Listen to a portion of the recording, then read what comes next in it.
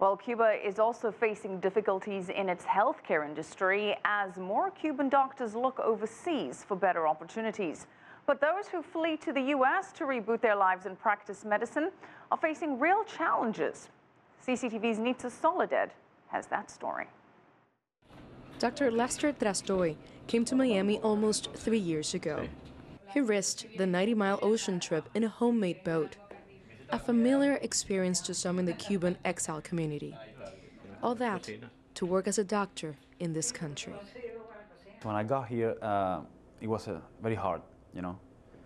I worked as a driver. I drove a truck, which was a thing that I've never did before. After a few months, he could not take it anymore and quit his job. That is a story for most foreign doctors that arrive in the U.S. and end up working as waiters or taxi drivers. The path to becoming a licensed doctor in the U.S. begins with an application to a private, non-profit organization that can verify transcripts and diplomas from medical schools.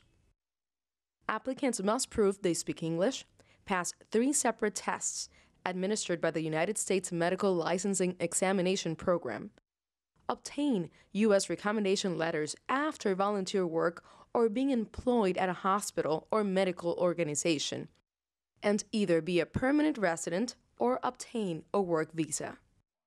Once requirements are fulfilled, applicants hope they're accepted in America's medical residency system. Cuban doctors have one small advantage, though. They get work visas within a few weeks of their arrival.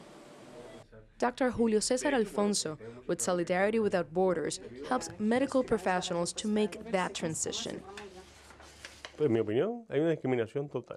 my opinion, there is total discrimination. Let me tell you, 95% of the medical residency positions that are available annually go to graduates of American medical schools. Dr. Elisandra Santos fled from a Cuban medical mission in Venezuela and arrived over a year ago in the U.S. The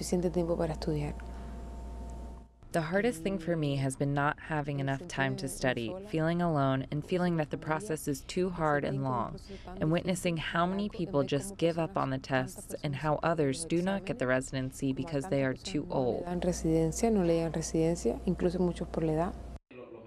Doctors Trastoy and Santos currently work as medical assistants.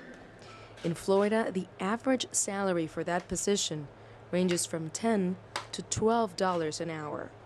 The contradiction in all of this: the Association of American Medical Colleges estimates the United States will face a shortage of more than 130,600 physicians by 2025.